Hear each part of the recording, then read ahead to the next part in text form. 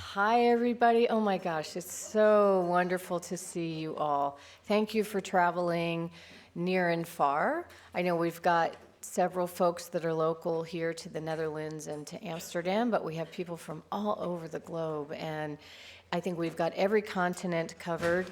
People that traveled 30 hours or longer and flight delays. And it's just, oh my gosh, it just warms my heart to see the world all in one place and for all of you to travel to make the time out of your busy schedules to join us.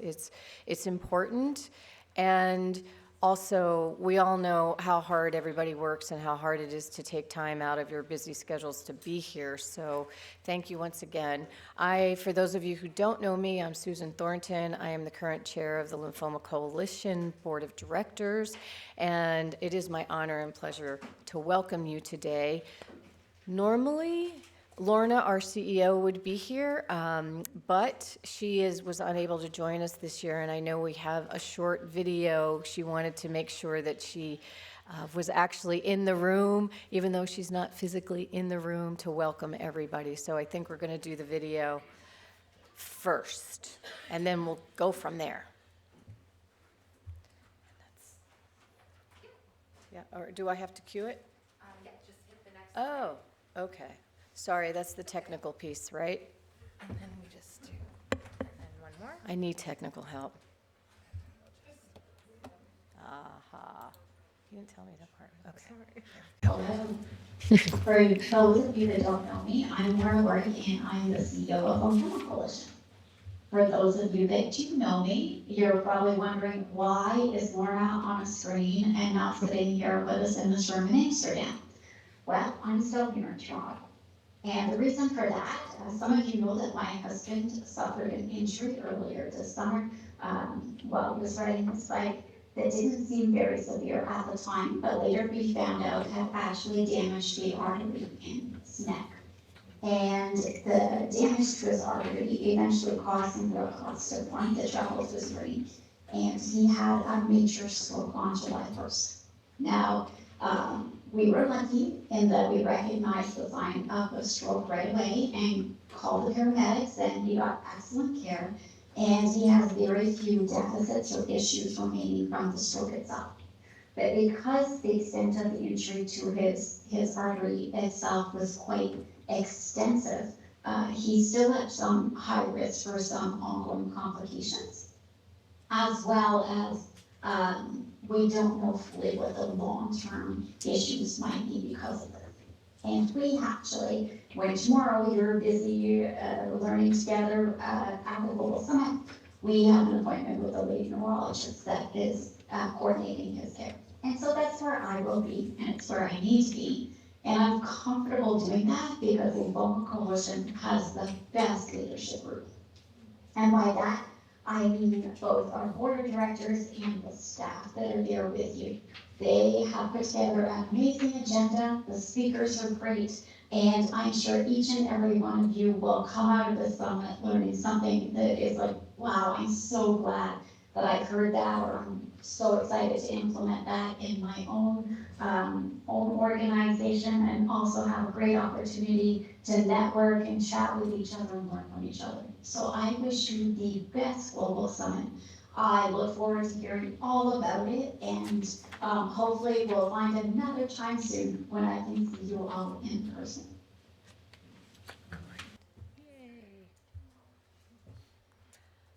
So we'll miss her, but we know Lorna's here in spirit, because without her leadership, you know, we would all be probably running a little amiss. So it's now my honor and pleasure to introduce our hosts here from the Netherlands. For Stephen Hartjes, he's going to share a little bit about where we are in Amsterdam and his home country and hometown. So Stephen, take it away.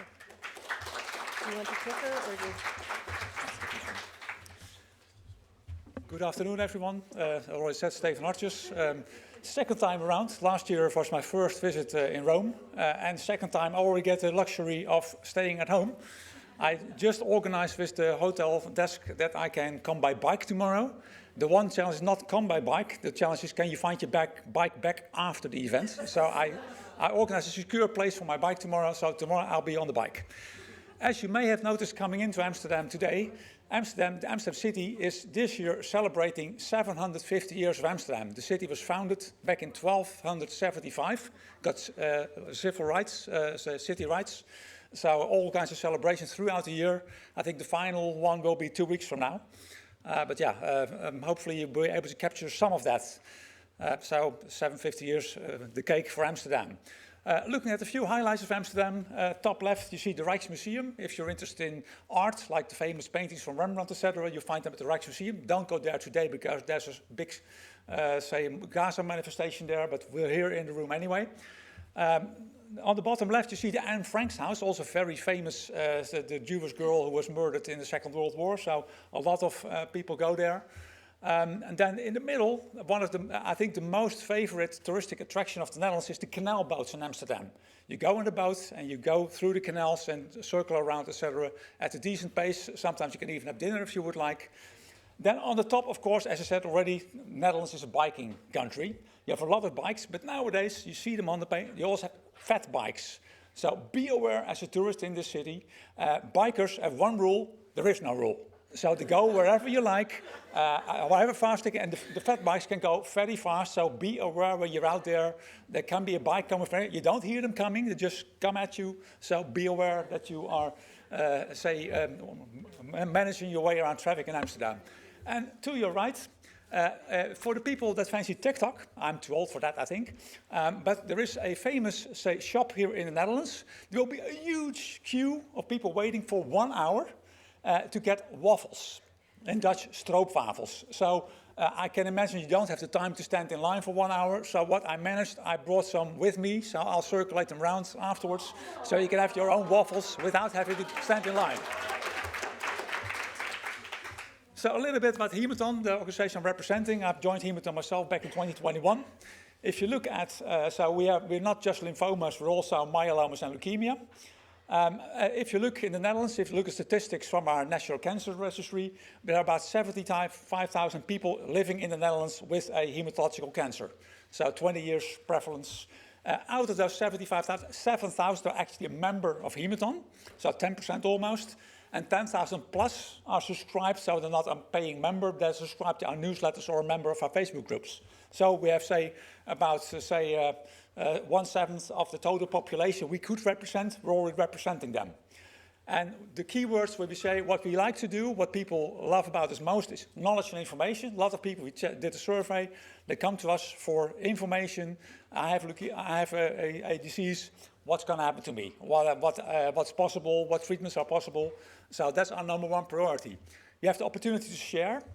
So people getting together, whether it be in person in meetings, or it could be online in a Facebook group, etc. So find other persons who you can relate with.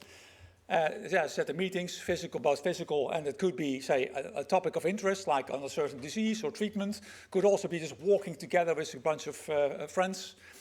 And the final one is the advocacy. We have, out of our total number of volunteers, we have about 25 people actively involved in patient advocacy who have meetings with the doctors, with the insurance companies, with the pharmacists.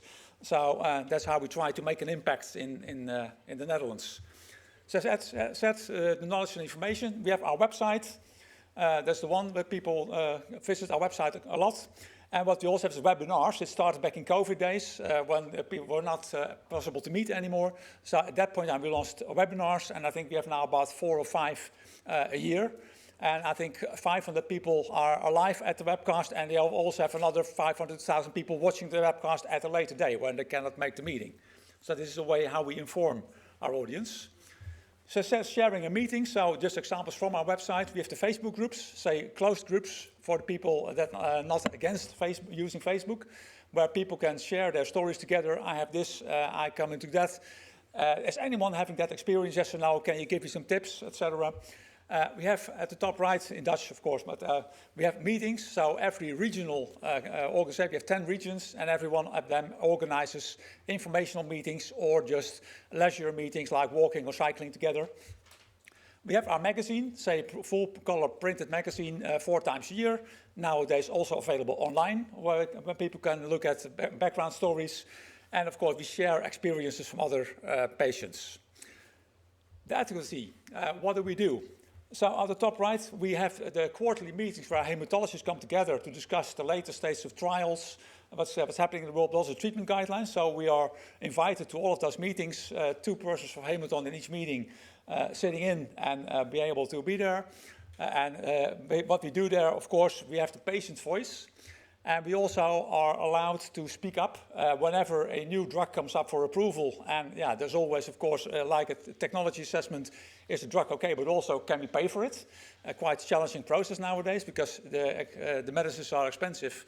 And yeah, that's where always they are inclined to say no. So we're able there to speak up for the patient community. We also have contact with the various stakeholder groups at the board level. So we face-to-face, our board can meet with their board. And we have, say, a lot of project groups where we discuss how the care of the future should be organized from a patient perspective and be able to discuss that with the, especially with the doctors. And we have several, we have the opportunity, whenever there's a research project coming on, we have the ability to look at that up front and give our support, which may help them get a better chance to get a budget for their proposal. So I hope you enjoy the summit. I hope you get a little bit of time also to enjoy Amsterdam. It's a less stormy weather than yesterday. It will be improving over the next couple of days. So once again, welcome and enjoy the summit.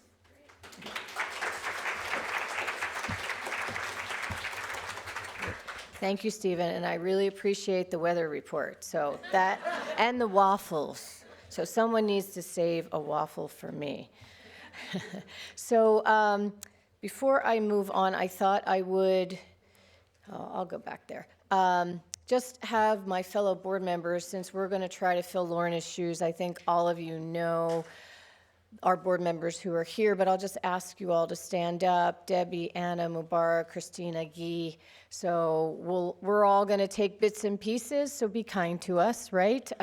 Because we're trying to fill big shoes with Lorna. I think everyone may, or if you're new, you may not know our board members, but please feel free to ask us or come up to meet us. And thank you all, my fellow colleagues on the board, for stepping in and helping us fill Lorna's big shoes. So one of the things we always do to kick off the meeting is we light a candle for all the people who are here, but all the people who are not, and all the people that we serve, as a reminder of, I think, the heart of really who we all are around the world, and bringing everyone together to be in service to people who are living with any type of lymphoma, leukemia, CLL, all the different variations on the theme. And all the work that each of you do every day is really important and has a huge ripple effect. And Guy was just reminding me that, you know, the coalition started back in 2004, and our first summit was 2006 in Orlando. So next year will be our 20th year of this meeting, which I think is pretty incredible and speaks to the work that each and every one of you and your organizations do every day and help to really elevate the coalition. Whoops. Okay, that means I'm talking way too much. So at any rate, I'm going to light the candle, and the candle will remind us of our too many years, right? Okay.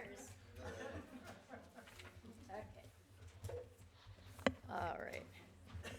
So I'm going to ask my delightful and wonderful colleague, Anna's going to take us through the agenda and some housekeeping items so we're all on the same page, and then we'll take it from there. Hello, everyone. Welcome. So just some housekeeping. Anyone needs to go to the bathroom, just go straight and then turn left, right? We also have a breakfast lunch at the Celia restaurant. Anyone who doesn't know, just turn right and you will see it right away. Few fun facts about the hotel. I saw last night, there's a leaflet that says you can actually get a plant brought to your room. Really cute. And also an amethyst, if you want to be distressed, apparently it helps. Actually, that's a very quirky thing to do. So yeah, you might want to try that out. Also few things. We're taking photos of some of the members. So you have Amanda there taking photos. Tomorrow we have like a small setup of like where you can take your photos with her. So just be aware of that. Aside from that, we also have the door. Just be very careful when you're going out because it tends to slam, unless you guys want to surprise everyone.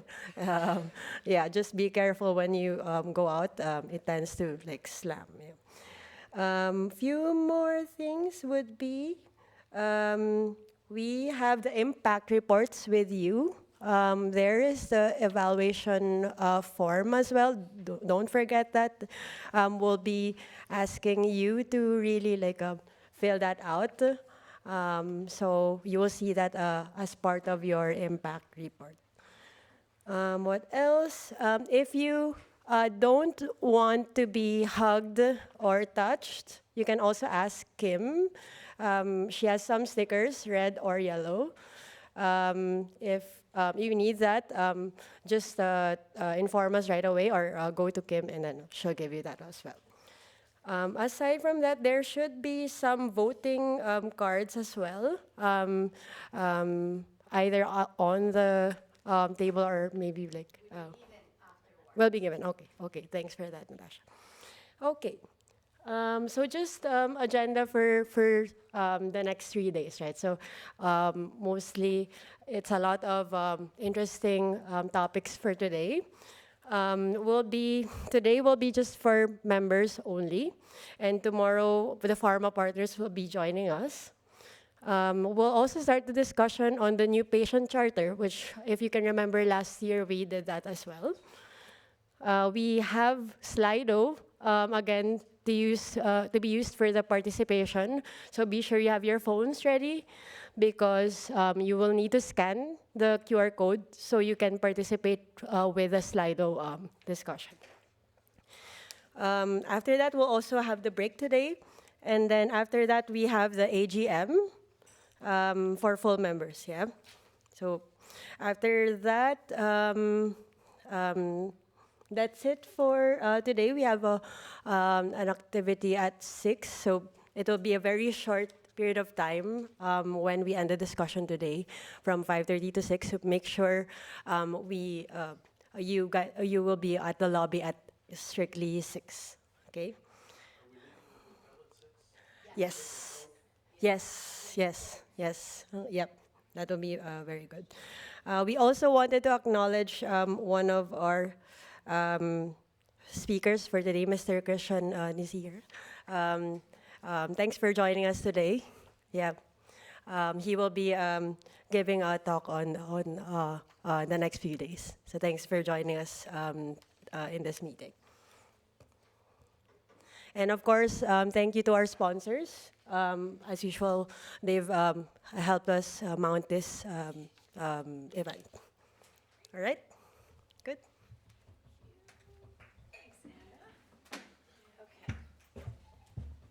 So we'll do our round of introductions, but first we'd like to do something a little bit fun.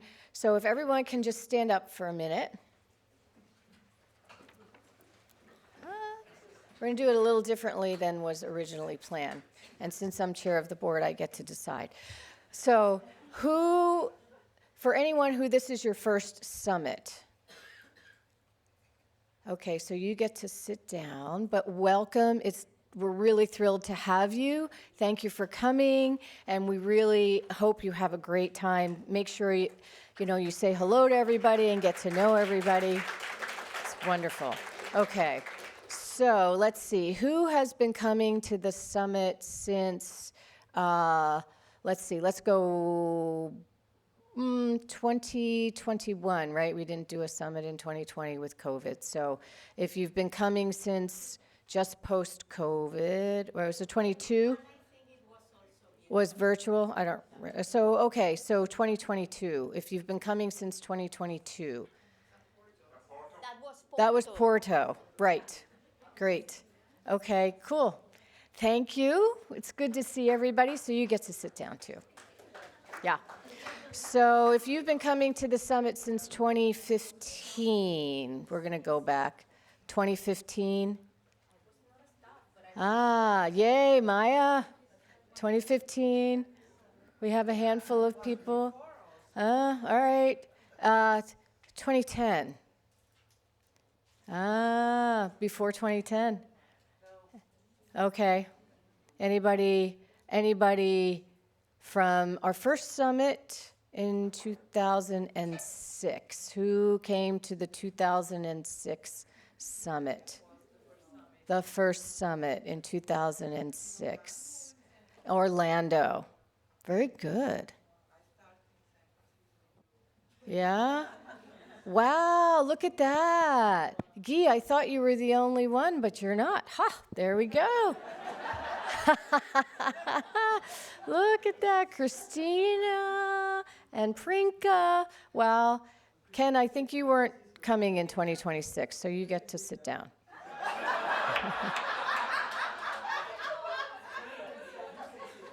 Yeah. Wow. Yay. But I think it really speaks to the longevity of the coalition and, you know, all the work that we've all been doing. And for the people that have been around for many, many years, it really is a labor of love, and thank you for continuing. So just thought that would be a little fun. So now my lovely co-board members are going to help us do the introductions around the table so we all know who's who, but keep it short. Name, organization, and country. So that'll be, so Mubarak and Christina are going to grab the mics, and they're going to bounce probably back and forth between the two tables. Yeah, you could just, well, or they can.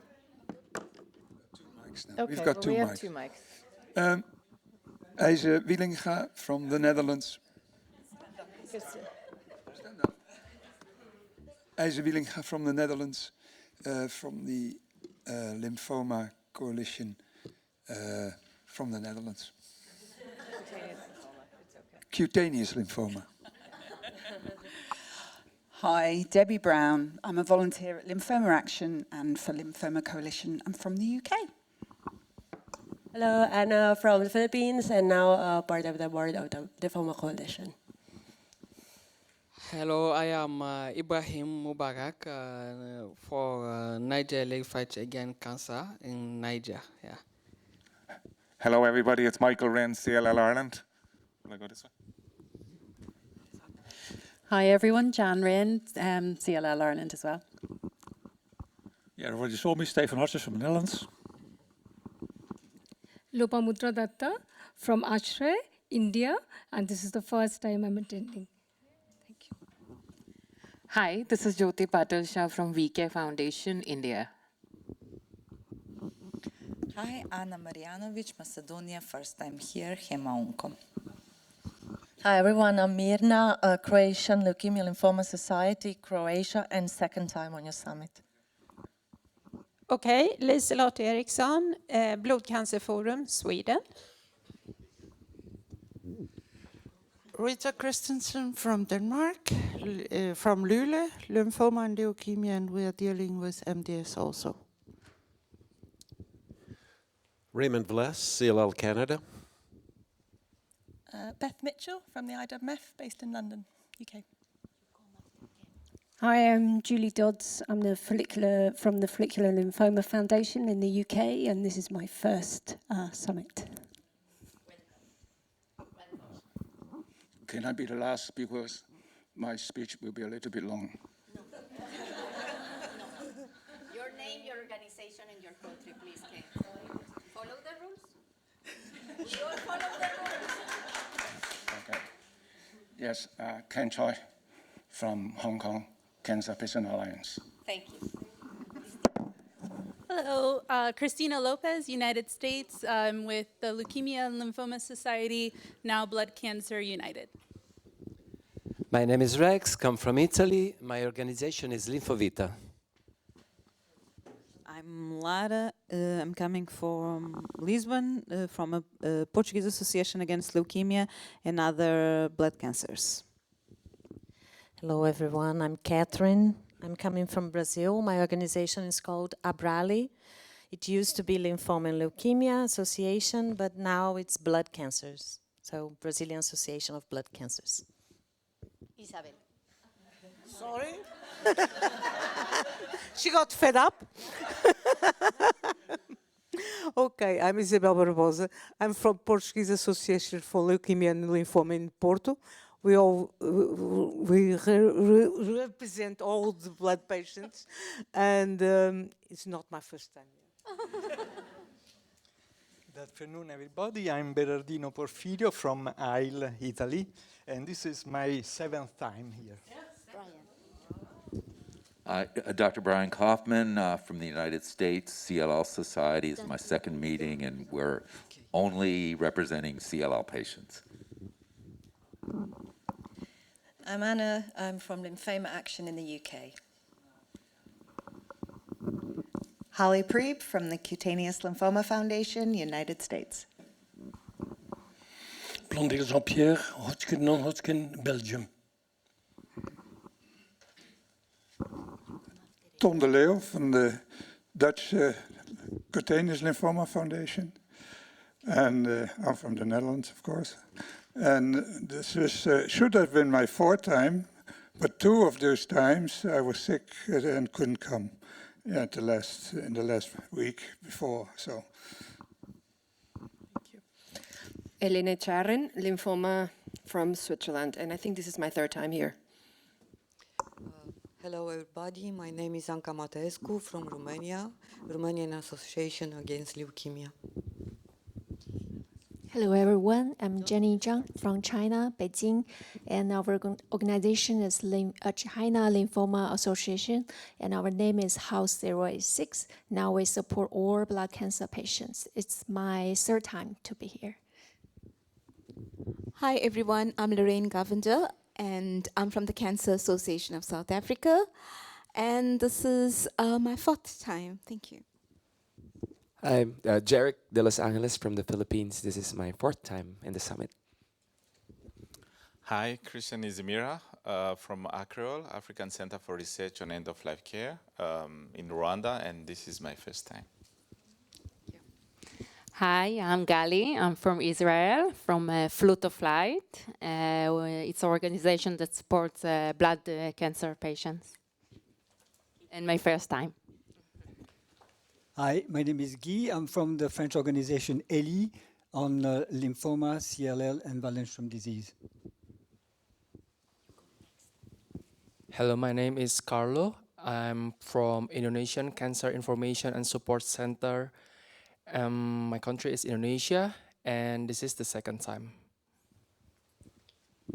Hello, my name is Petra. I'm from Czech Republic. Our organization name's Lymphoma Help, and it's my 1st time here. Hello, my name is Karin Žigova. I come from Slovakia. The name of our organization is Lymphoma and Leukemia Slovakia, and it's my very 1st time. Hi everyone, I'm Tim from Leukemia and Blood Cancer in New Zealand, my 2nd time. Hello everyone, my name is Yoongyang Kim from South Korea.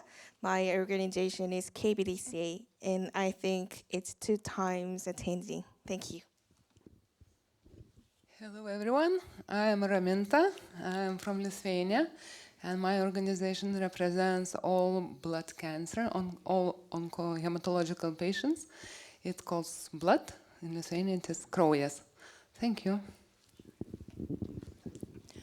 Hello, everyone. My name is Tamaki. I'm from group Nexus Japan, only for lymphoma patients. And I think this is my 8th time. And I'm afraid of being the oldest participant in this Global Summit. I'm a lymphoma, Hodgkin lymphoma survivor of 27 years.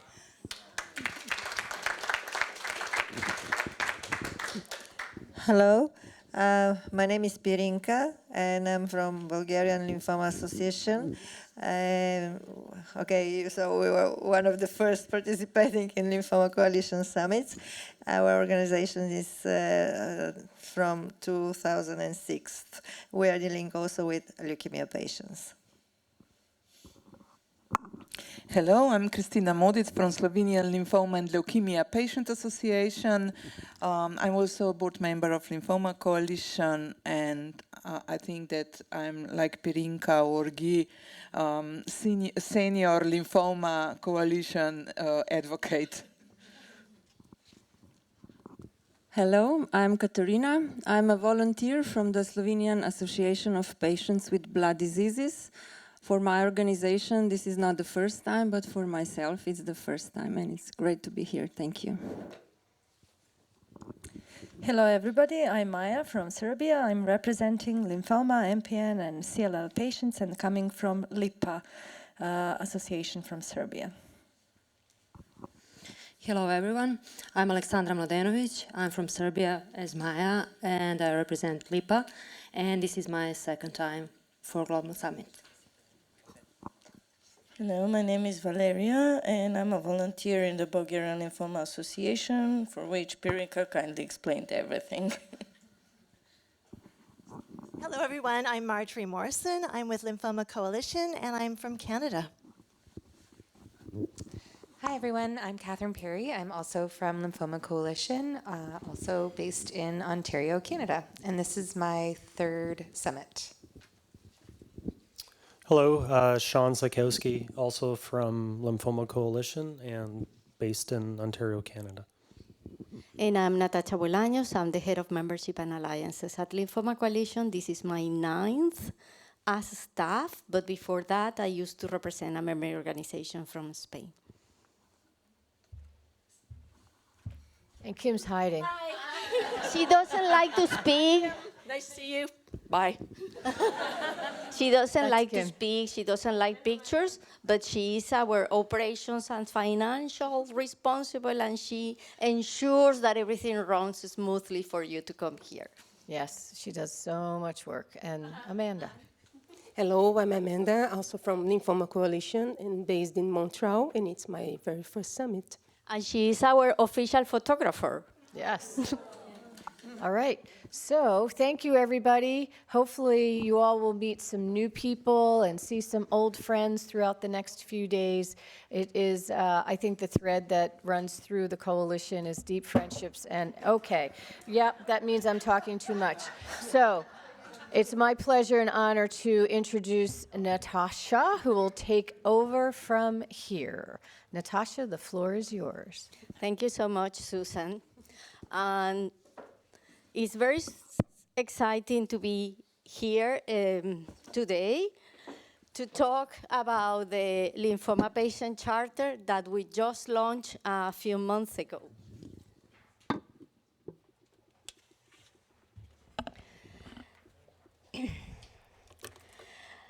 I don't know how many of you are really familiar with the Lymphoma Patient Charter. I'm sure you all receive in the newsletters, but I want to take some minutes today to talk about what I think is really a powerful tool that puts patients at the very center of lymphoma care.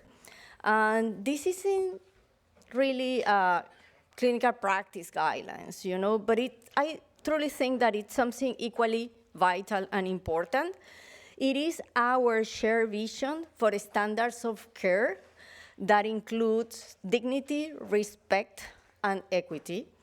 I'm going to briefly introduce the Lymphoma Patient Charter, what it is, and the 10 core principles that make it a transformative framework for everybody in this room. And I want to highlight that this is not just a document. It is a tool that is inviting you into a movement to use this tool that belongs to each and every one of us. It's something created for you and by you and for you. It represents that commitment of transforming the lymphoma journey for every single patient everywhere. And I want to give you a sense of its potential so we can build on this foundation in the workshop that will follow. I want to remark that this journey didn't start in a boardroom. It started with you. Probably you remember that last year during the Global Summit, one of the breakout rooms was dedicated to discuss how the new updated lymphoma patient charter may look like.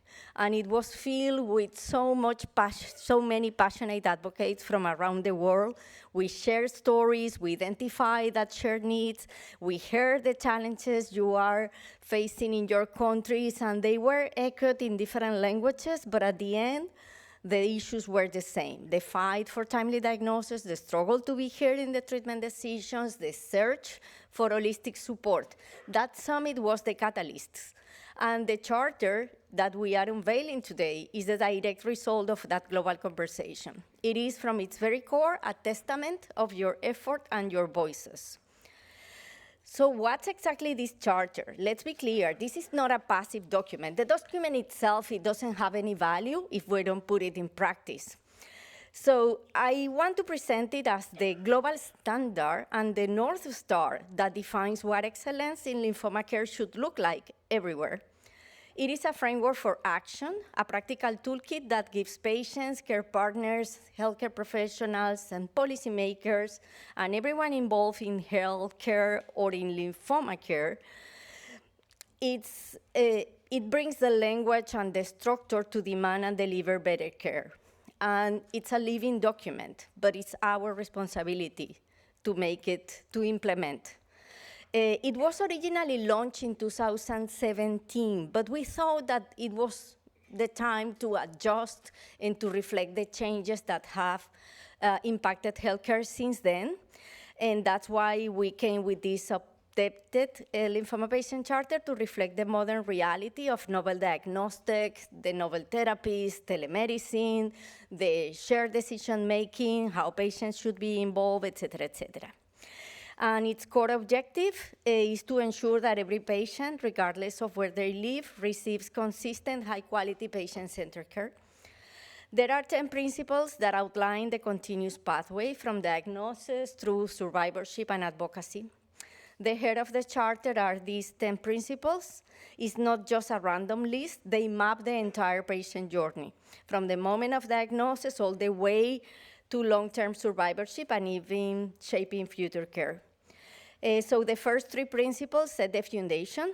It starts with getting timely right to diagnosis, because without that, everything that comes after falters. This means access to specialized pathologies, molecular testing, and so on. Then patients have a fundamental right to information that they can understand. So it's also about the language to ensure that that information can empower them to engage as partners. And third, care must be personalized. This is about ensuring that every patient has a fair chance to innovative treatments and clinical trials, no matter where they live. Once the foundation is set, we build the human-centered approach. And this is where care transforms from a transaction into a partnership. So here we have shared decision-making as the center of, or the cornerstone, placing the patients firmly at the center of their care, respecting their values and preferences. And this is supported by holistic and supportive care, acknowledging that we treat people, not diseases. So their mental, their emotional, their physical well-being also matter and are all interconnected. And this support doesn't end when treatment does.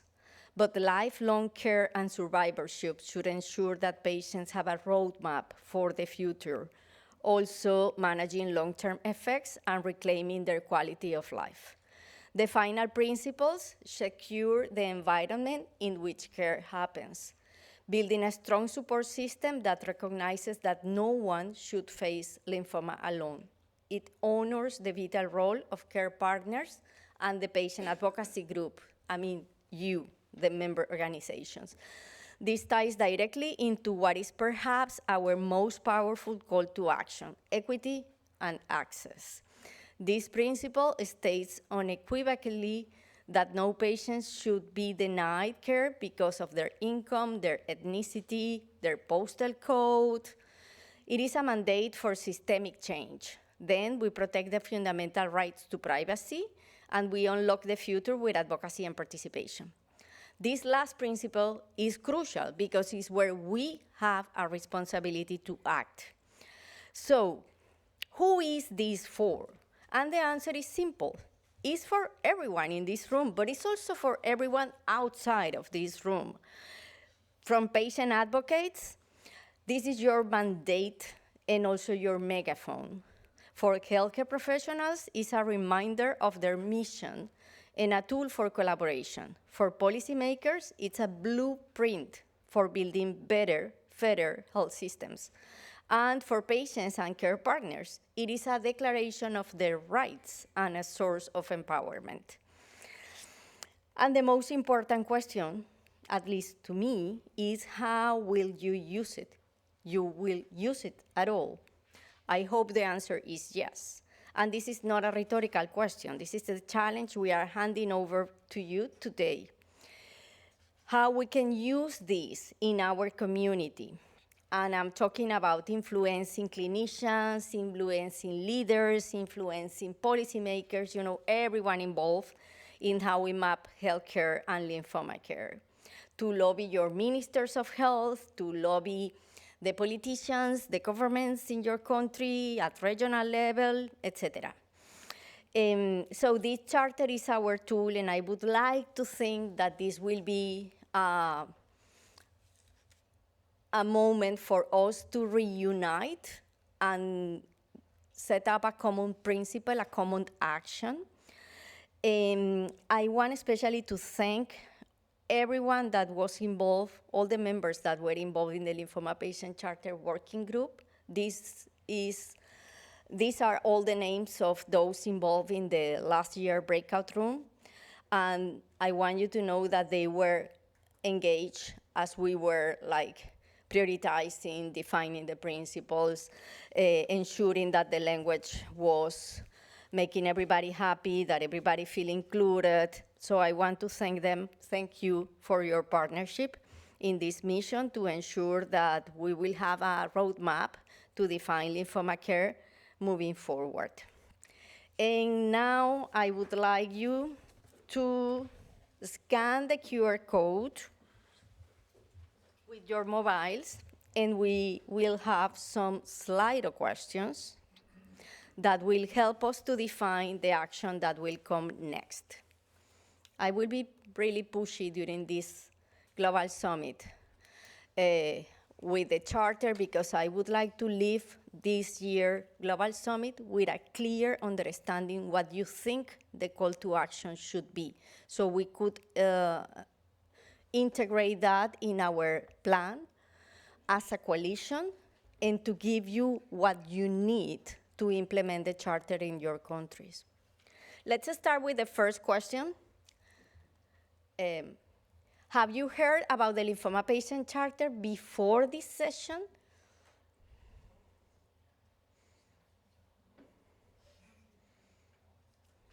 This is an important question because it's a way to confirm if the current channels we were using to communicate this were enough, if we need to consider different channels, something else that may, be better models for any of you. So here it seems that close to 70%, so this is not bad. Also, I would like to, I know that some of the people that are here in this room may not be receiving the newsletter because the newsletter goes to the people that are included in the distribution list. So if you are not included and you are not receiving the Lymphoma Coalition newsletters, please let us know, let Kathryn know, or let me know. We can ensure that we leave this Global Summit with your name and your email address included in that distribution list. Okay, let's go to the next one. The next question is about which charter principle from the 10 is your top priority to advocate for. I group them here in just 7 principles, but at the end, this will give us a direction how these should be prioritized when defining the call to action. Let's give some minutes for you to join because there are currently only 5 members in this question, 6. Well, it seems as equity and access is really on top, and also timely and accurate diagnosis, followed by right to information. There are 26 members right now engaged with this question. 30, 31. Okay, good. There are some more joining, so I will start a moment. But it seems that timely and accurate diagnosis and equity and access are the top 2 priorities. So we will make sure that those will be prioritized also in the call to action. In interest of time, I will move to the next question.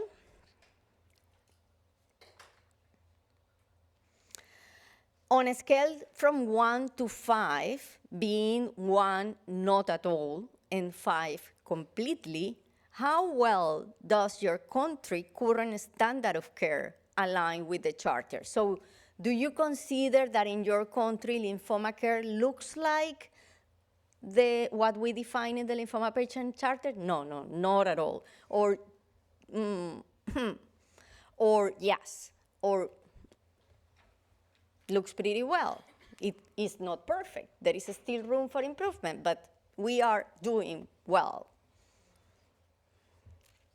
And here, the most important won't be where we have the top responses, especially because it's in the number 4. So it looks like 37%, 39% now of you think that, well, you are not in bad place. You are in the 4. So it's what really matters is those who answer not at all, or you answer very close to not at all. So I will check what we can do to help you to improve lymphoma care in your country.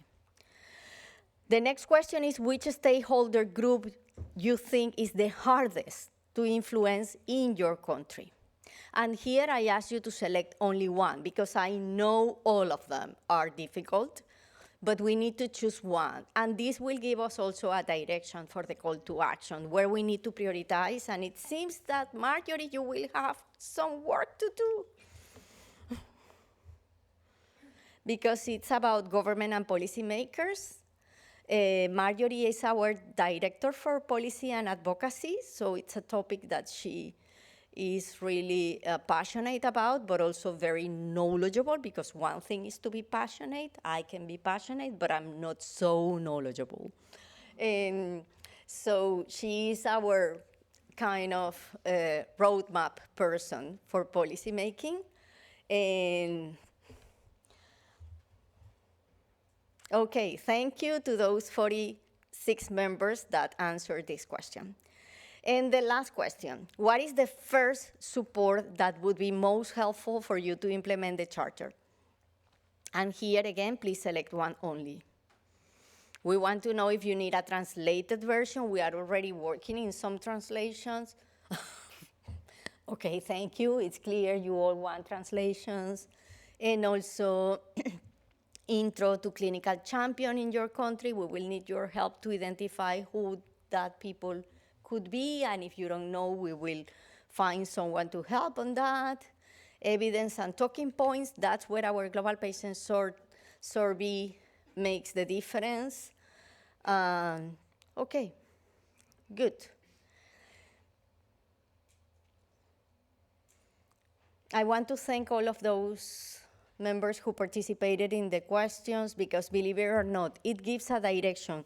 We have been remarking in the last years that we want to be, or I think that we are trying hard to be a members-driven organization. This is not an organization. The Lymphoma Coalition is not a coalition where the board makes decisions that are totally disconnected with the members. We are truly listening what you ask us to do, and you are defining what should be doing next. So this is why last year we also were doing some questions. We had the members engagement workshops. Every time, and I hope you are also reading when we report back what we listen from you to confirm that that's the right direction. We understood well what you are asking us as a coalition to do. So thanks for your participation. And on a scale from 1 to 5, how confident are you in using the charter to advocate for change? Knowing that you will have our help. Here, the same. It's great that 7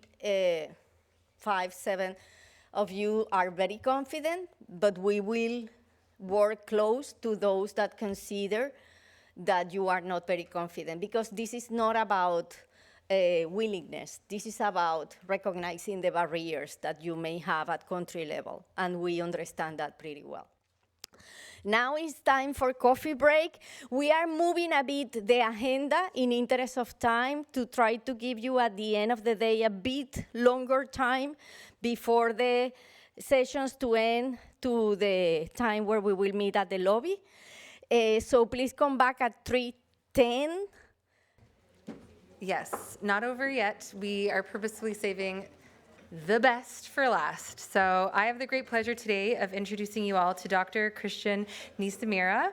Christian's the founder and executive director of the African Center for Research on End-of-Life Care, their acronym ACREOL, a nonprofit organization to bring sociocultural equality through Ubuntu in end-of-life care in Africa. Christian's a Fulbright alumnus and graduated from Harvard Medical School's Department of Global Health and Social Medicine. He's the winner of the prestigious Talberg Stervos Niarchos Foundation Eliasson Global Leadership Prize 2021 for his passionate advocacy for palliative care in Rwanda and elsewhere in Africa, based on his deeply held belief that dignified end-of-life care is a human right. He pioneered the integration of palliative care and end-of-life care into health services rendered to Rwanda cancer patients as well as those in the community. And somehow, between all of this, he's found time to write a book. So Christian's also the author of The Safari Concept, an African framework on end-of-life care. To quote a touching line from the foreword of this book, a doctor at the Harvard Medical School recounted that when Christian applied to the Harvard Palliative Care Education and Practice Program back in 2011, he wrote, "If you train me, you will train a country." And these are truly powerful words which have been put into practice by Christian and his team at ACREOL, impacting the lives of many across Rwanda over the years. So I would like to turn the microphone over now to Christian, who will begin today's session, which is focused on a very, very important topic, palliative and supportive care, and the importance of making quality of life a priority.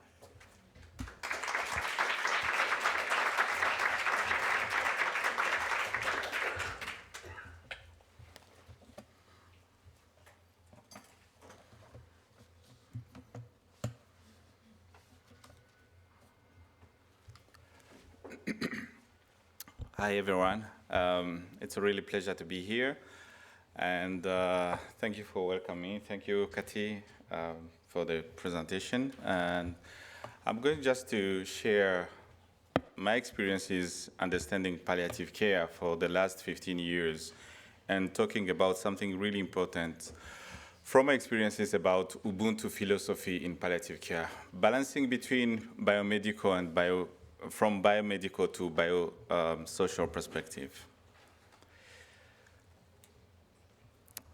I want to share with you 3 stories that made me understanding the power of Ubuntu as a moral obligation to relieve suffering, but also a paradigm shift from biomedical to biosocial perspective. Of course, listening, telling, and learning stories can surprise us in our choices before correcting our attitude and finally bringing our humanity back to life. 3 stories 3 people, 3 lives, 3 sufferings, but 3 approaches in the Ubuntu philosophy.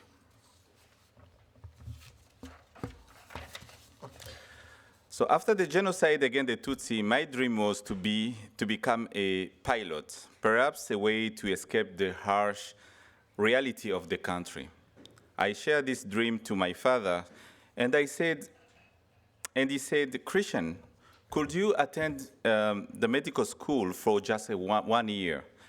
And once my business recovers from the tragedy, I will send you to Kenya or Uganda to the flying school department. And until now, I'm still waiting for that. So after completing our studies, we were required to serve 3 to 4 years in the district hospital before pursuing a specialization. So I chose surgery as the way to better prepare myself to that part. In the challenging aftermath of the genocide, I saw a career in surgeries, not only an opportunity to help in rebuilding the health system, but more importantly, a way to contribute to healing and rebuilding lives. It was during this time that I met Rafiki, 24 years old, who had been diagnosed with advanced liver cancer. I remember him like yesterday, dressed in the red T-shirt featuring the Chicago Bulls championship 1998 championship win, with a team picture of Michael Jordan, Scottie Pippen, Steve Kerr, and the others. He wore black pants and sat on the single bed with white sheets and a small blanket. I still remember his pain. It was unlikely and either I had to treat it because it was intertwined with deep suffering. I also remember his tears, his screams, and also his family, who could not endure his suffering but stay in the room regardless.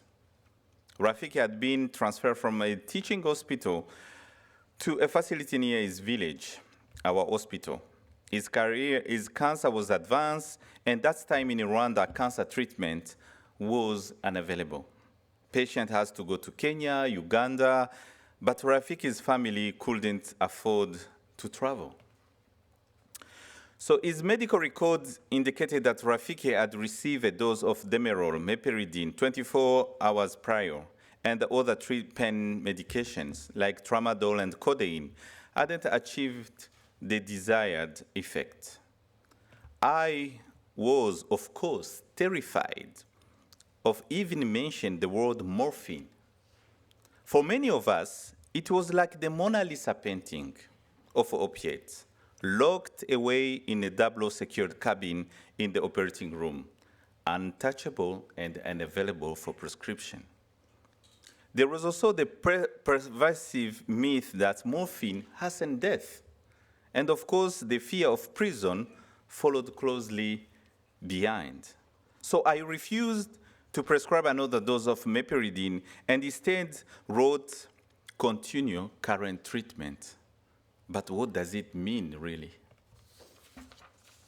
As I was leaving the room, his mother rushed after me, fell to her knees, and begged me to give her a son, something that could let him sleep and never wake up again. In other words, she was asking me to give him death. I gently helped her stand, and she left in tears, understanding that I wouldn't do much more. Fear had overpowered dignity and humanity, and it was the choice of comfort zone instead of Ubuntu. As I worked at home, I couldn't stop thinking about Rafiki and his mother, and I felt a double sense of failure. I failed as a doctor because I hadn't done enough to relieve his pain and especially his suffering. But I failed also as a Rwandan because in our culture, when an elder kneels before a young person, it's a sign of profound culture failure. So I went back home and asked myself 3 questions.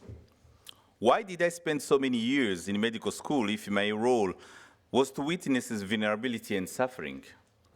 Why wear a white coat carrying a stethoscope and be called doctor if I cannot truly help those suffering? Why did I feel that my practice of medicine had lost its soul? Or maybe, perhaps, never had one. So the next day, Rafiki passed away and his family took his body to the morgue. All eyes were on me. I was overwhelmed by feelings of guilt, fear, shame, failure, disappointment, sadness, disgust, and anger. Rafiki made me to realize that my modern medicine lacked soul, dignity, and humanity.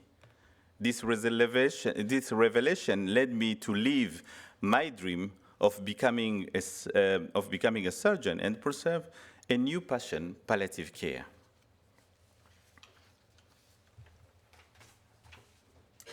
So I live in Rwanda. Rwanda is among the smallest country in Africa, but not a small nation, with 14 million people. 50% of our population is under 20, very young country. But in terms of density, among the most dense country, with almost 500 people by kilometer square. This is now 30 years after the genocide against the Tutsi, where 1 million people died in 100 days. It's not just 1 million dead, but humanity itself seems lost during that time. And I strongly believe that the concept of palliative care, in its generality and speciality, will contribute to bring back the sense of humanity we lost during the genocide. Why? Because palliative care is not only about withdrawing or withholding medication, but it's about dignity, life, humanity, and Ubuntu. So Ubuntu as a philosophy. Ubuntu means I am because we are. Also I am because you are, or humanity toward others. Ubuntu is an old philosophy and a way of life that has for many centuries sustained the African communities in South Africa, particularly in Africa as a whole. Ubuntu is the whole complex of traditional behavior that has been developed in African fathers, and it's successfully learned by each generation. Ubuntu is not only about talking about human acts, it's about being a disposition and the values that contribute to the well-being and the other in the community. Ubuntu is more than just manifestation of individual acts. Instead, it's a spiritual foundation, an inner state, an orientation, and a good disposition that motivates challenges and makes one persevere, feel, and act humanly towards others. Regardless of social status, gender, or race, people are recognized, accepted, valued, and respected for their own sake. A person is the cornerstone of the society. Individualistic and self-centered acts are not only seen as not contributing to the well-being of the person and the community, but they are also viewed as bringing harm, misery, and pain to the others. Ubuntu is also a philosophy of tolerance and compassion, which embrace forgiveness. Ubuntu also deals with many feelings of compassion related to making life more human for others, especially caring for the disadvantaged, namely the sick, the bereaved, the poor, and the strangers. Finally, Ubuntu is a philosophy concept that promoted respect for people and challenges those people to be caring, accepting, and compassionate community. Ubuntu values life. A few years ago, I received a call from the pediatric ward regarding a complex case. The patient was 15 years old, girl named Josiane, though everyone affectionately called her Miss Rwanda due to her striking beauty. A journey began after she injured a knee and fell on a school's basketball court. Initially, a pain seemed minor, and she was given painkillers at the local health center before returning to school walking normally. However, over time, a knee swelled abdominally, and she was referred to a district hospital which attended treatment without success. Eventually, a condition worsened. A knee had grown to the size of a basketball, and she was transferred to the teaching hospital in Kigali, where she was diagnosed with an osteosarcoma. So the surgeon recommended amputation to manage the pain, followed by chemotherapy. Unfortunately, at the time the treatment started, cancer had already spread to her lungs and liver, rendering the treatment ineffective, although a physical condition remained stable.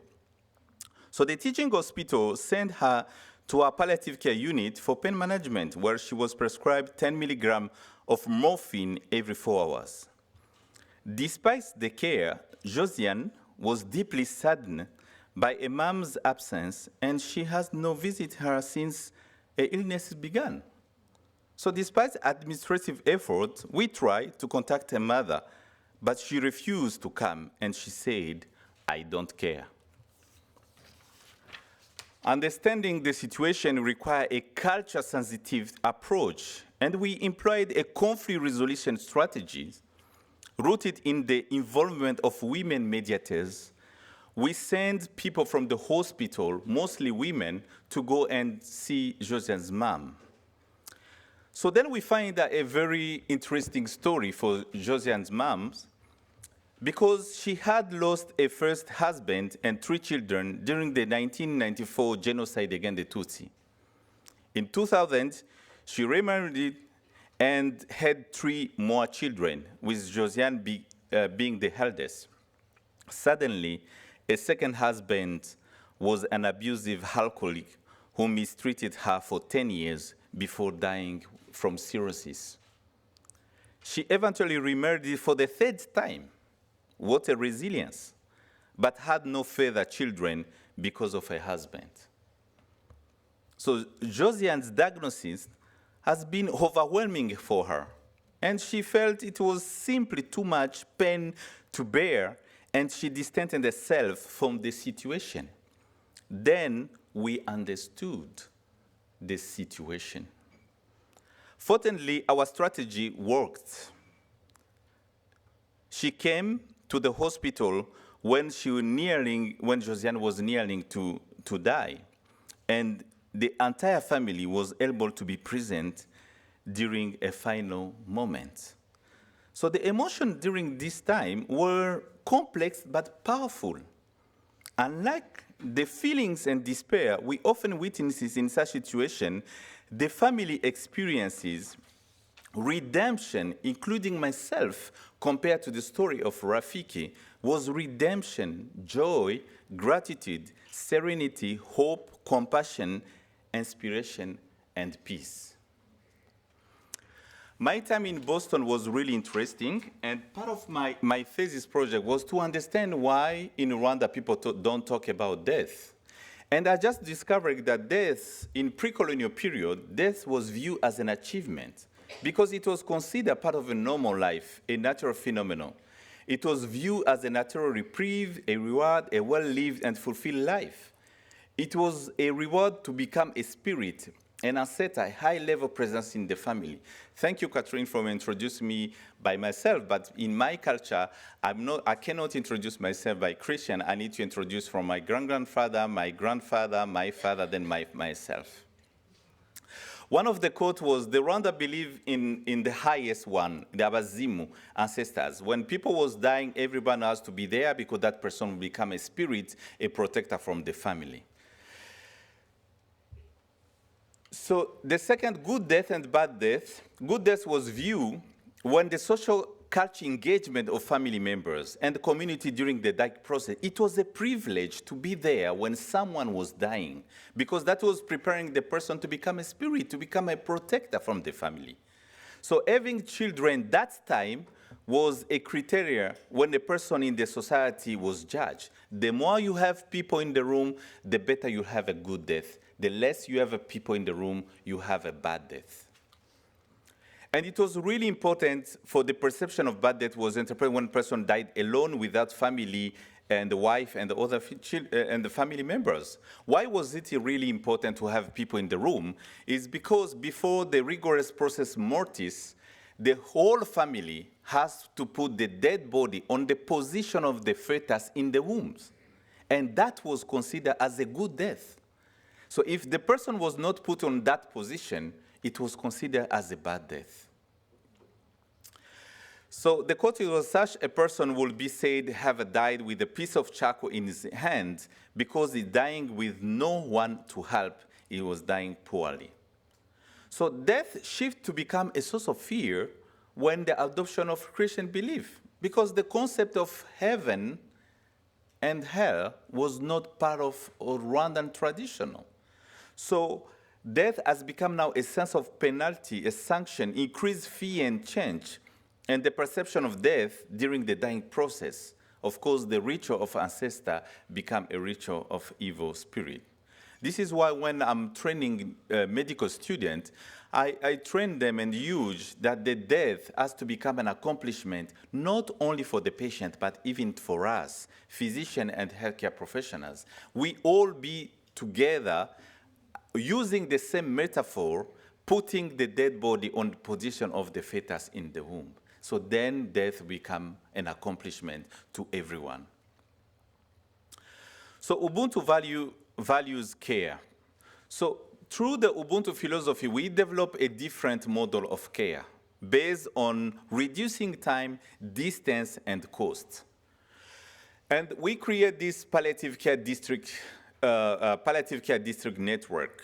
When we're starting training to train professionals from the district hospital, general practitioner, internists, pediatrics and social workers, psychologists, nutritionists, and the whole team, palliative care, using the holistic approach. Then we're going down to the health centers, because mostly palliative care was only trained at the hospital. But the ideally on Ubuntu, I am because you are, was to move palliative care from the district to the community. And then we train also at the health post, and we train also community health workers. So the idea is to have a connection between community to the health post to the health center to the hospital. And also the district may refer patients to the community. Why? Based on our ethnographic approach, patients prefer to die at home, not at the hospital. And also to reduce the time, cost, and distance to see patients all the time moving to the community to the district hospital. So this is one of the training we started to the palliative, the only radiotherapy center we have in the country. Then we move down to the health center and the health post. Then we go down to train community health workers, one community health workers per village. And on the initiative, because when I was in medical school, I've never been trained in palliative care. So the last 2 years, we introduced now the palliative care program at the medical school.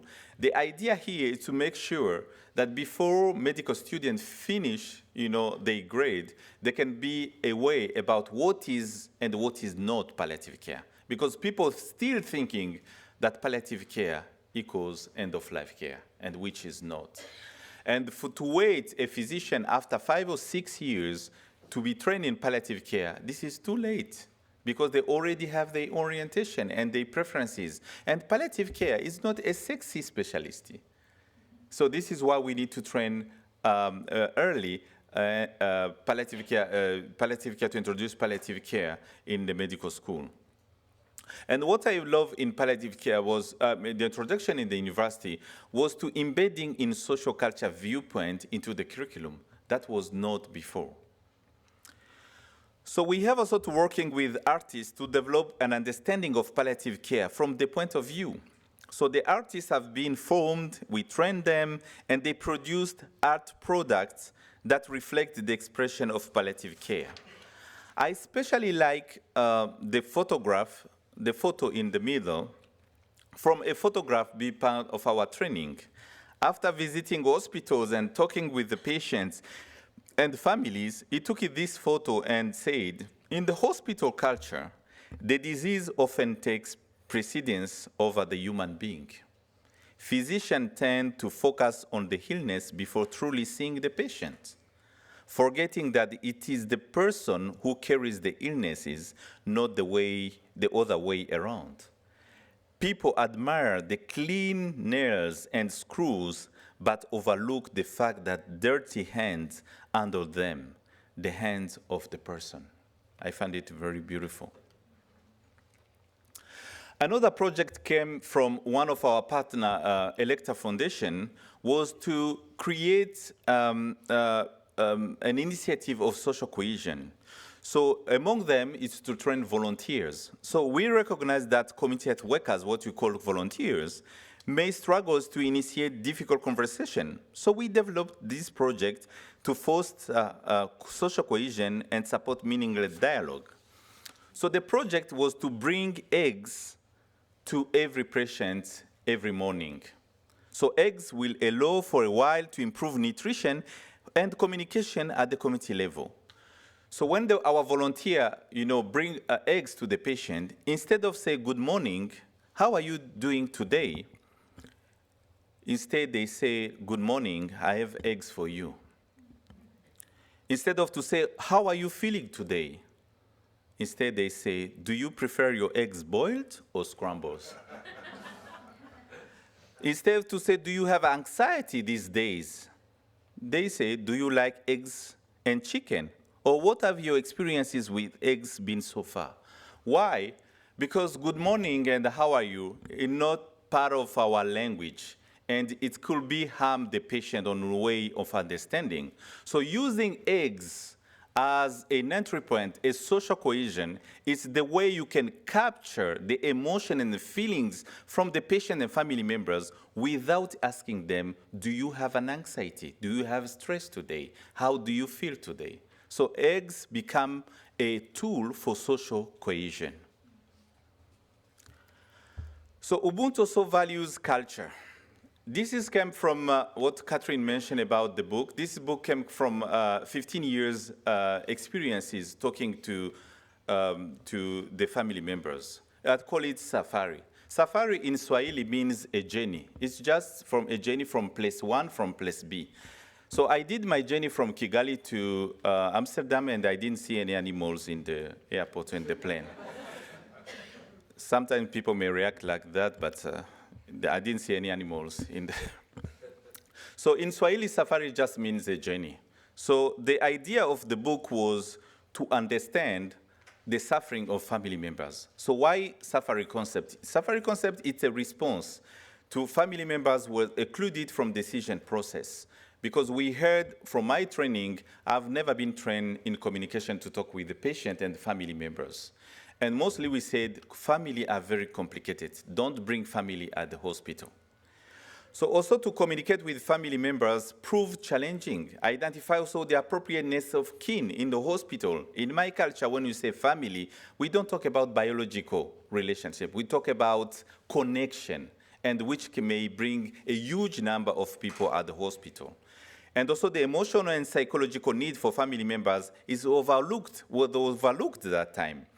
So this is why what I'm doing, when I receive the patient, the next day I need to call the family members. My role is not to define who has to be part of the family. My role is to increase my communication skills to be talking to the family members. And for your understanding, if you call a family members meeting in Rwanda or in Africa, how many people do you expect will come? Sometimes it will be 15, 20, 30. The last meeting I had, 60 people came in the room. 60 people came in the room. My friend from US, he say, it's not a family. In US, we call it workshop or symposium. So what I'm doing when the whole family is sitting, just introduce myself and ask the family, can you introduce yourselves? So I'm not asking them to introduce from left to right or to right to left. I'm just asking them, can you introduce yourself? If the introduction is from the eldest to the youngest, I understood that this is a traditional family hierarchy with clear values and strong culture roots. If the introduction is from the youngest to the eldest, indicate that this hierarchy may change, influence rather than a tradition, but mostly it could be the wealthy person, it could be the most educated person, it could be a very young person. And if introduction is from the female to the male, all those meetings went well, but in terms of decision making, you need more time. No judgment is typically Rwandan situation. And mostly I'm asking 5 questions. What the story of the illness? What the first term until now? And I love particularly the last question. What are your expectations of me? When I'm asking that question, it's only the lion or the lioness of the family will respond to that question. And that, for me, is really important to find who is the most influential person in the family for decision-making. And when I'm finding that person, I can deal from the next step of taking care of the patient, but also engage the whole community to the process to support the patient, but also to change the mindset of palliative care. Let me share some examples. I'm calling the giraffe suffering is mostly family members will come with an unrealistic expectation without even considering the local resources. It's mostly family members from Rwandan diaspora living in here, in Amsterdam, in Canada, in UK, everywhere, will come with a different perspective, not the Rwandan perspective, mostly perspective from abroad. Our interpretation, because as I said, the behavior of the family members is just a suffering, need to be decoded. If you find a way to understand the behavior, and we don't take it personal because we understood this is just a suffering because a loved one is dying. So our interpretation, so the giraffe expressed skepticism about the local team's skills and the expertise.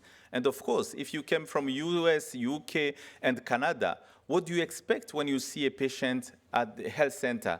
Sometimes they ask, do you have an oncologist at the health center? Do you have a CT scan? Do you have an MRI? Do you have a morphine, hydromorphone, oxycodone? So the management, we try to engage in confident discussion with humbly ourselves because it's difficult to go higher than a giraffe.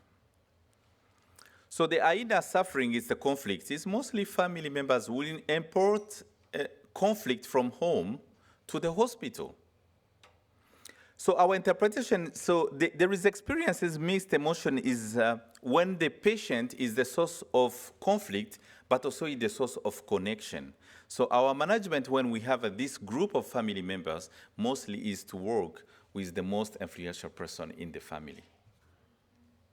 So the torturer's suffering is family members will come with a strong, deep belief about cure, about miracles, about philosophy, during traditional philosophy, healing, religious belief. Our interpretation is most of those families, they believe that there is unfinished task from the patient. Maybe the patient just get a green card, a promotion to the work, so the family don't believe that this patient will die now. There is remaining task need to be done. So they will come with a strong philosophy that the patient will be cured. So our management is to choose your words carefully to communicate effectively. This is why when I'm training my medical student, and especially Rwanda is 95% Christian, when I say, if you find this kind of family members, remove your lab coat, remove your stethoscope, take a seat, and instead of say, my name is Christian, blah, blah, blah, just say, praise God.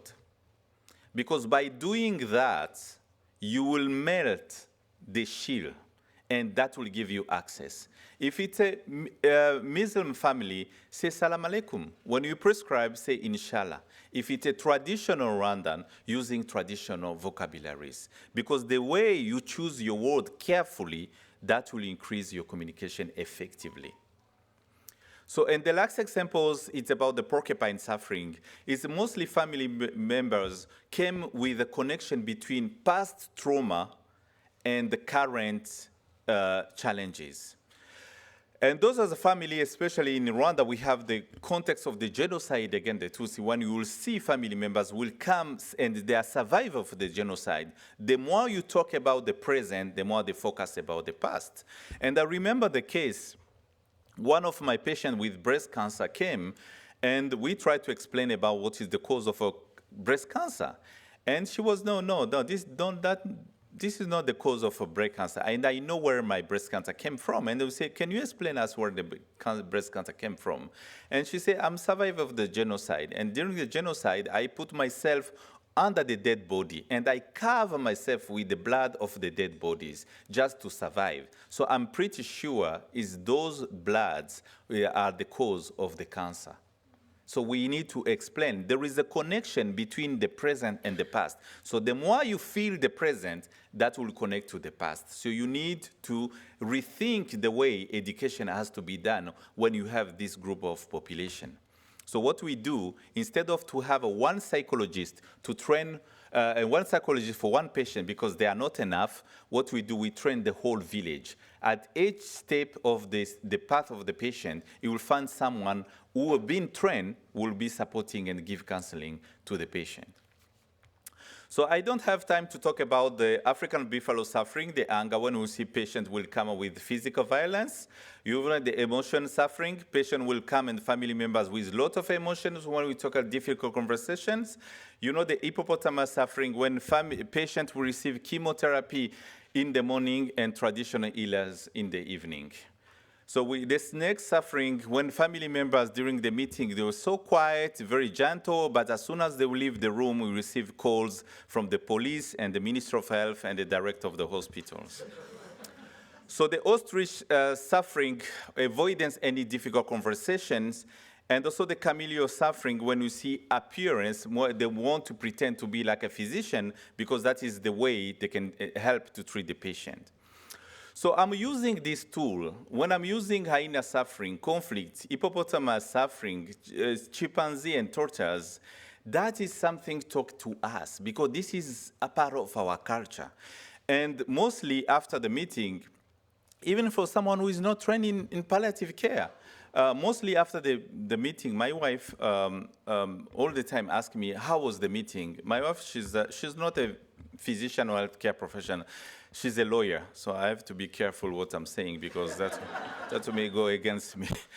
So most of the time when she say, how was the meeting? I say, hyena. And she understood everything. She understood the challenge. She understood the opportunity, and she understood the difficulties. Because this is the tool we are using. And this is what you're talking to us. Instead of using the GFCTUSLMICM, which is the guidelines for improving communication to understanding for low-income countries.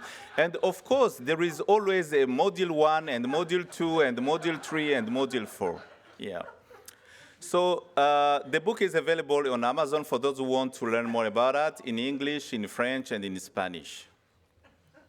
So Ubuntu value context. In our context, I'm using the butterfly approach. We have a saying in Rwanda, when you are well, you belong to yourself, but when you are sick, you belong to your family. So it's about the patient autonomy and community responsibility together for decision making. So context is really important, and this is why during mention this morning, we talk about the patient-centered care, humanity-centered care. I love about what the principles about the patient church I was mentioning about human approach-centered, which is something really important we try to forget. And this is why we try to develop a community-centered based on the societal values. And this is how, during the discussion, we say how the chart can be translated to different contexts. And this is something really important. Understand also the meaning, because traditional end-of-life care existed before modern palliative care exists. So before to connect community, we need to connect identities. We cannot connect communities without connecting identities. And we need also to be very careful when we talk about culture, because international standards in palliative care could become a source of injustice if they are failed to including a critical element in dignity of the patient, families, and environment. We need also to understand there is a multiple truth in palliative care. It's not only one definition. Your definition of palliative care, I think here in Netherlands, is totally different of my understanding on palliative care.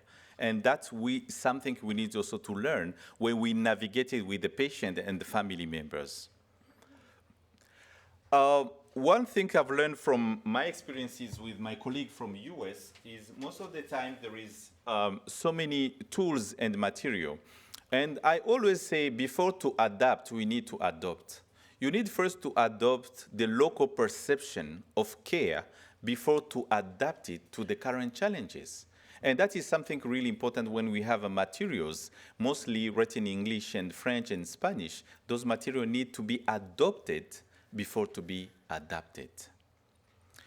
In Kinyarwanda, in my culture, we don't talk about end-of-life care. Does not exist and has no meaning in our expression. We mostly talk about life until the end, because life never ends, and that is something really important. So there is no end-of-life care. We talk mostly about life until the end. And it's really important, as we mentioned, about advocacy. And one of my colleagues say, if you don't have a seat at the table, you are probably on the menu. And mostly you are the main course. So this is why it's really important to have people from Global South to come and advocate what we are doing, because advocacy is really important. Advocacy on a different dimension. And a colleague from India used to say, modern hospitals are like fortresses. The poor can't get in and the rich can get out. So the model of Ubuntu is the model meeting people where they are and where they need. And that is the model that has been developing in palliative care. If you mention about palliative care in our context, we don't talk about biomedical. We're talking about meeting people where they are and when they need it. So my last slide, I'm going to finish about Ubuntu values hope as a result, not a strategy. In Kigali, one of my most significant roles is conducting home visits, and with a team that include either a nurse or a social worker. And Kigali is known as the city of thousand hills, and every visit is a journey through its rolling landscape. One day, a neighbor called us and to inform that there is someone needed help. We arrived at the Clementine home, perched on the hill of the outskirts of Kigali. Her house was small, one-room structure made of clay mud. The door doubled as a window with no running water and electricity. Clementine was 35 years old and diagnosed with both HIV/AIDS and advanced cervical cancer. She was frail, severely emaciated, and too weak for the doctors to continue treatment. When we found her, she was leaning on a mat woven from banana leaves with only a thin cloth to cover her. The hair inside the house was heavy, and there was a smell of infection due to the condition. A husband worked as a deacon's help, earning just $1 daily, while neighbors cared for her. It was a profound suffering, and with so much pain, hardship, and unmet needs. So we quickly set to work using our car to buy a waterproof mattress, as you may see there, fresh sheet, and a blanket, as our nurse was trying to clean her and put everything on place. So the nurse cleaned her, dressed her in clean clothes, and we adjusted treatment to include morphine for pain relief. As we care for her, Clementine wept silently. She was so dehydrated that she couldn't even produce tears. When her husband came home and saw us tending to her, he was deeply moved and thanked us. We offered to give him the $1 he earned daily so he could stay at home and care for her. He broke down in tears and sat beside Clementine, holding her hand. In that moment, watching this couple, I was overwhelmed with fatigue, sorrow, anger, and emotion. I knelt on the floor, took out my notebook, and wrote, "Naked but not ashamed." I feel naked when people call me grave digger, because I took care of those already condemned. I feel naked when I see my colleague afraid to prescribe a simple dose of morphine because of myth. I feel naked when I see the suffering of family members and caregivers, helpless and hopeless to support the patient as they would wish. I cry in the palace of God because I don't know where to start. I feel naked when the dignity and the value of the patient are viewed through the lens of the disease, not the humanity. I feel naked when I see that access to treatment depends on your place in the world. I feel naked when inequity, inequality, social injustice, and the culture of me prevail over the connection between people and culture. I feel naked when people are happy to publish data from developing countries, but less age to support those countries. I feel naked when colleagues from developed countries claim, oh, Christian, what you are doing is not really palliative care. Because they focus only on the comparison, not the reality of our compassion effort to support patients and families with our limited resources. I feel naked when I read expression of gratitude, satisfaction, hope, and life in the eyes of my patients and their families just because we are here. We are there. But I'm not ashamed, ladies and gentlemen. I'm not ashamed. Because we are not beholden to hate, guilt, fear, death, and stigma, but to life, hope, dignity, and Ubuntu. I'm not ashamed at all, because though I cannot do everything, I must do something. So my tip from biomedical to biosocial perspective, palliative care cannot be reduced to fixed definition. It must be understood through life experiences, because there are multiple truths. Ethnocentric healthcare is really important because evaluate others through the lens of one culture can unintentionally harm families. Honor different languages, belief, and ritual because care extends beyond the technical aspects. Then it becomes deeply human. Not assuming we know what matters, better to ask. And the Ubuntu approach doesn't mean choosing between Western medicine and traditional practice. It means designing and acknowledge the complexity and the diversity of people. So then those patients, they will feel like home. Because we need to remember the way a patient dies can reflect how the society lives. So I would like to thank the Lymphoma Coalition for the invitation, and mostly Kathy for 100 emails you sent me, but I couldn't respond all. So thank you for your attention. Thank you.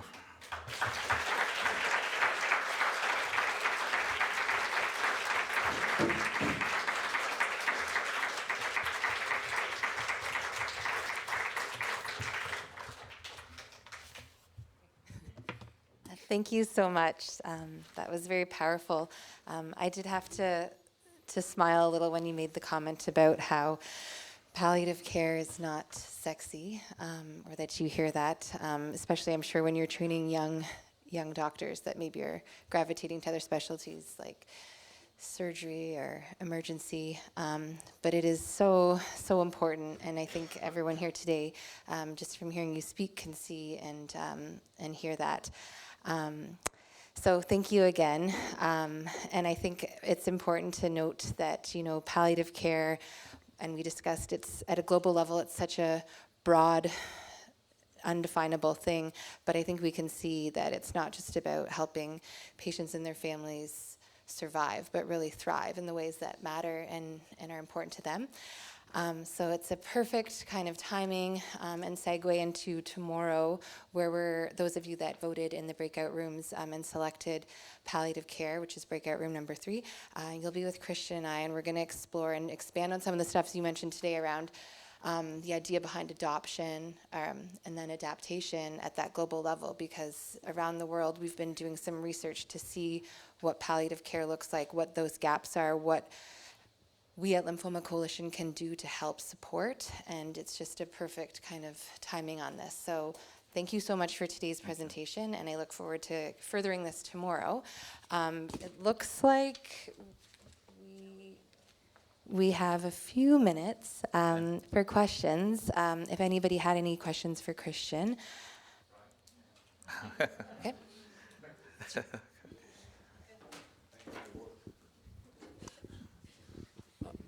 Thank you for a very important talk. But I do have to ask you a question. Why the hippo for integration? What about a hippo makes the hippo the symbol of integration? Hippo's always been my favorite animal, so I just wanted to know. Thank you. So I'm using a metaphor which is talking to our culture. Of course, there is no tiger, there is no camel, we don't have a camel, we don't have a raccoon, we don't have grizzlies. I'm just talking what it's really commonly used in our language. And hippo is one of the animals spending a lot of time in the water in the morning, but evening walking in the herd and eating, then come back again in the morning. So this kind of duality or in water and earth at the same time, when you use our expression, is someone who knows to integrate both. You know,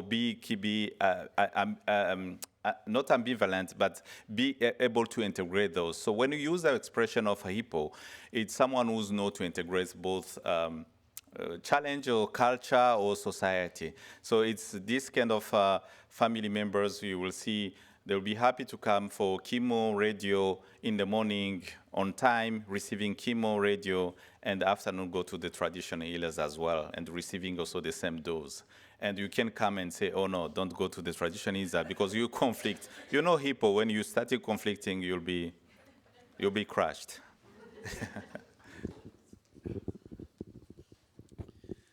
Yes, thank you. It was very interesting and very moving. When you meet with the family, is the patient in the room as well? No, I have a session with the patient first, and then I have a session with the family members. Okay. It's a separate, yeah. And is it always separate, or eventually you put them together? No, it's always separate. It's always separate because when I receive the patient, I know exactly what the patient wants. That is the patient autonomy, but I need also the community responsibility. So then I can mix, because my role is not only to prescribe, but also my role is as a reconciliator. I need to reconcile the patient with the family, the patient with the disease, and the patient with his disease or disease. This is seeing myself as a reconciliator. And from that, I need to have the both party and understanding the expectation, so how to put on an intersection for decision making. So you're mediating in a sense. Yeah, I'm playing the role of mediation, because my experience is when I have the family meeting and explain to them about the situation, the first question, the first answer from the lion or the lioness is, don't tell our patient about the genocide. Don't tell our patient. So because I know exactly why the expectation of the patient, what I'm talking to the family, I say, I'm not negotiating to not tell the patient, but I will negotiate how to tell the patient.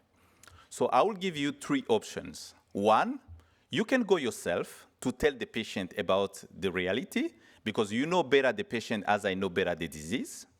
We can go together, or I can go myself. Which option works for you? Because by giving this option, which is the power of illusion, but because at the end of the day, we'll tell the patient, but I need to create this power of illusion, which is a sign of respect from the family members to find themselves deciding in our culture, which is something really important. It's a sign of respect, but also it's a sign of engagement, because I need the family to be engaged. And the 95%, this is our reality. I don't know the reality from your context, but mostly my reality, 95% will decide to tell the patient. The family will decide themselves to tell the patient. So I will come back the next day, kind of to back up with the patient. Did you understand well what the family said? Did you get what they said? So this is the way, one of the strategy, because when the family go and tell the patient, normally I use my afternoon to play golf, go to the pool and swim with my kid, because they doing everything you're supposed to do on that point. I think that would be a strategy that would work in the developed countries as well. Okay. So very clever, very good strategy. Thank you, thank you, thank you. Yeah. I just want to say the patients in your country are very lucky to have you. It was really inspiring. Palliative care, even though I'm a patient advocate, and in our advocacy, it's always a really difficult subject to go on to, so we tend not to advocate for palliative care, but I see the importance in it.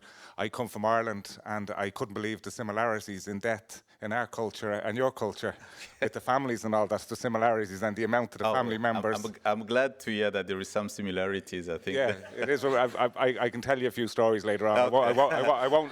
I won't share them now. We have 3 days for that. Yeah. But thanks very much. Thank you. Did anyone have any other questions? Like we said, this is by no means the end. Just sort of beginning a collaboration here, and over the next year and a half, we're going to really work to move forward some work with respect to palliative care. So thank you so much. If I can I end on what I think will be a hopeful, forward-looking note and just ask you one question? What is your ultimate vision for palliative care in the next decade? Oh, that is a hard question. Just a quick summary. I can call my wife for that, because I need a lawyer to make sure that. Yeah. Thanks for the question. Maybe I don't have the whole answer for that or the perfect answer, but just remind me a short story. The first time I traveled to US, my mentor is from Boston, and I was doing my fellowship in palliative care there. So I went to one of the hospitals in Boston called MGH. It's a Massachusetts General Hospital. It's, I think, one of the biggest hospitals in the US. So I was shadowing him and also doing my fellowship there.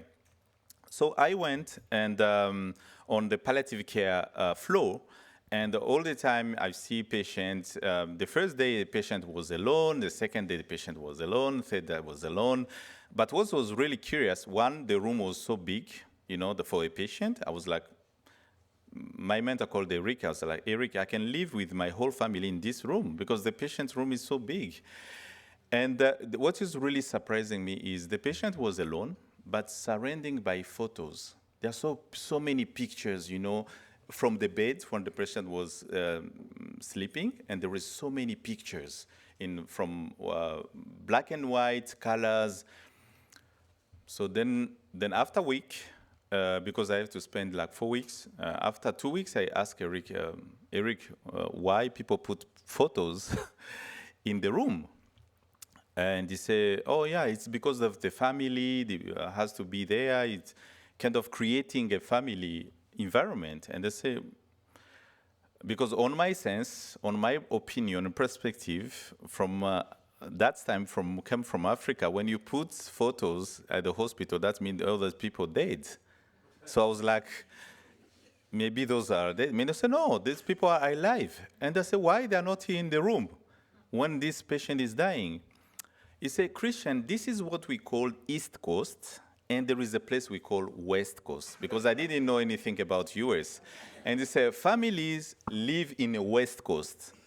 And then I was very naive and said, Eric, is any flight from East to West Coast? And say, yeah, there is a South Blue, Jet Blue, Southwest, Delta. And I said, why those people cannot come from the West Coast and to stay with the patient in the East Coast? And especially, you are part of the pictures. If you are part of the pictures, that means you count to the life of the patient. So why you can't be there? And Eric was very tired with my questions. And then he said, Christian, what about Rwanda? And say, in Rwanda, we don't have pictures in the room because we have people. So to respond to your question, my vision is to have more people in the room. Thank you.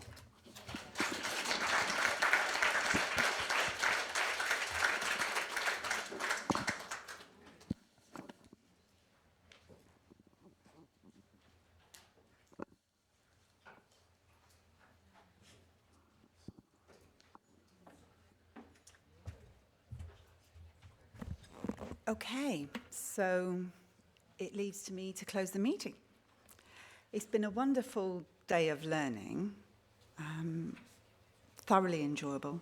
Natacha spoke to us first this morning, or this afternoon, I'm losing track of where I am, about our patient charter. We must remember it's a living document. It's created for you and by you, and it's going to keep being created tomorrow. Christian has just given us a truly moving and inspirational presentation. We learned about whole new aspects of palliative care. Well, certainly they were new for me, through the Ubuntu philosophy and the initiatives that are happening now in Rwanda. There's much food for thought for all of us, I think, as we continue along on our own safaris. I'm trying to work out which animal I am. I think I change from day to day. So now I'm going to give you my school marmy bit, and I'm going to tell you what's going to happen. So tomorrow morning, I need to remind you that breakfast is at 7 in the Celia restaurant. Our sessions will start here again at 8:30 sharp in this room. And I need to remind you also that our pharma partners will be joining us. Now, for this evening, I know you haven't got an awful lot of free time, but if you are joining us for this evening's members event, and you will want to, trust me, you must be in the lobby by 6 p.m. We won't be reminding you or chasing you. You're all wonderful, responsible people. I know this. So I know also that you can do it and you can be there. Don't let me down. So one last piece of advice for this evening. Please bring a jacket. You'll need to keep warm. And thank you for sharing today, and enjoy the rest of your evening. Thank you.